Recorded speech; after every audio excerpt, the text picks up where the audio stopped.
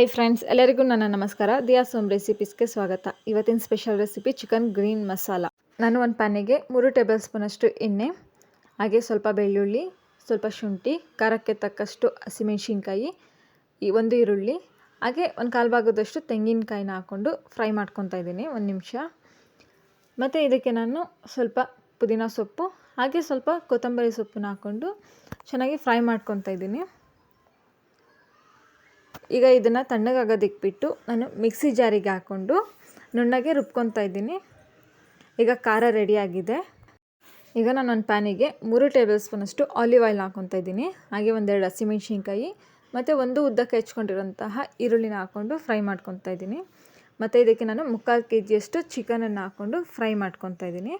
ಮತ್ತು ಇದಕ್ಕೆ ನಾನೀಗ ಒಂದು ಅರ್ಧ ಟೇಬಲ್ ಸ್ಪೂನಷ್ಟು ಅರಿಶಿನ ಪುಡಿ, ಹಾಗೆ ರುಚಿಗೆ ತಕ್ಕಷ್ಟು ಉಪ್ಪು ಹಾಕ್ಕೊಂಡು ಮಿಕ್ಸ್ ಮಾಡ್ಕೊತಾ ಇದ್ದೀನಿ. ಮತ್ತು ಇದಕ್ಕೆ ನಾನು ಒಂದು ಸಣ್ಣಗೆ ಹೆಚ್ಕೊಂಡಿರೋಂತಹ ಈರುಳ್ಳಿನ ಹಾಕ್ಕೊತಾ ಇದ್ದೀನಿ. ಈಗ ಇದಕ್ಕೆ ನಾನು ಗ್ರೈಂಡ್ ಮಾಡಿ ಇಟ್ಕೊಂಡಿರೋಂತಹ ಮಸಾಲಾನ ಹಾಕ್ಕೊಂಡು 1-2 ನಿಮಿಷ ಹಾಕಿ ಫ್ರೈ ಮಾಡ್ಕೊತೀನಿ ಆಯಿಲಲ್ಲಿ. ಆಗ ಮಸಾಲೆಯಲ್ಲಿರೋಂತಹ ಹಸಿ ಸ್ಮೆಲ್ ಹೋಗುತ್ತೆ, ಟೇಸ್ಟ್ ಚೆನ್ನಾಗಿರುತ್ತೆ. ಈಗ ಇದಕ್ಕೆ ನಾನು 1 ಟೀ ಗ್ಲಾಸಷ್ಟು ನೀರನ್ನು ಹಾಕ್ಕೊಂಡಿದ್ದೀನಿ. ಮತ್ತು ಇದಕ್ಕೆ ನಾನು ಸ್ವಲ್ಪ ಕಸ್ತೂರಿ ಮೇಥಿನ ಹಾಕ್ಕೊತಾ ಇದ್ದೀನಿ.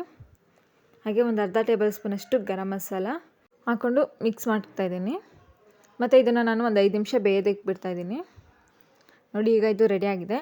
ಈಗ ಇದಕ್ಕೆ ನಾನು ಸಣ್ಣದಾಗಿ ಹೆಚ್ಚಿಟ್ಕೊಂಡಿರೋಂತಹ ಕೊತ್ತಂಬರಿ ಸೊಪ್ಪನ್ನು ಹಾಕ್ಕೊತಾ ಇದ್ದೀನಿ. ಹಾಗೆ ಇದಕ್ಕೆ ಅರ್ಧ ಹೋಳಷ್ಟು ನಿಂಬೆ ರಸನ ಹಾಕ್ಕೊತಾ ಇದ್ದೀನಿ. ಈ ರೆಸಿಪಿ ಚಪಾತಿಗೆ, ರೈಸಿಗೆಲ್ಲ ತುಂಬಾ ಟೇಸ್ಟಿಯಾಗಿರುತ್ತೆ. ಈ ರೆಸಿಪಿನ ನೀವು ಮಾಡಿ ಹೇಗಿತ್ತು ಅಂತ ನನಗೆ ಕಮೆಂಟ್ ಮಾಡಿ. ಈ ರೆಸಿಪಿ ನಿಮಗೆ ಇಷ್ಟ ಆದಲ್ಲಿ ಲೈಕ್ ಮಾಡಿ, ಶೇರ್ ಮಾಡಿ, ನನ್ನ ಚಾನಲ್ನ ಸಬ್ಸ್ಕ್ರೈಬ್ ಮಾಡಿ, ಪಕ್ಕದಲ್ಲಿರುವಂಥ ಬೆಲ್ ಐಕನನ್ನು ಒತ್ತಿ. ಧನ್ಯವಾದಗಳು.